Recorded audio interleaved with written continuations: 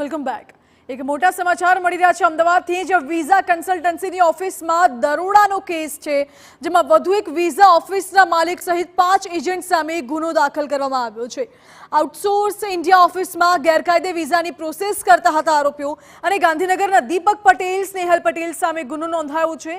અમદાવાદના નીરવ મહેતા, અનિલ મિશ્રા સામે પણ ગુનો નોંધાયો છે।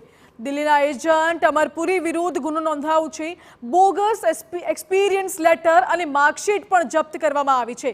દિલ્હી, કાનપુર, છત્તીસગઢ, હૈદરાબાદ, વારાણસી યુનિવર્સિટીની માર્કશીટ બનાવતા હતા આરોપીઓ। દીપક અને સ્નેહલ પટેલ 60,000 થી 1.25 લાખમાં ડીલ કરતા હતા। અમુક રકમ રોકડમાં, બાકીની રકમ એજન્ટો મારફતે સ્વીકારતા હતા।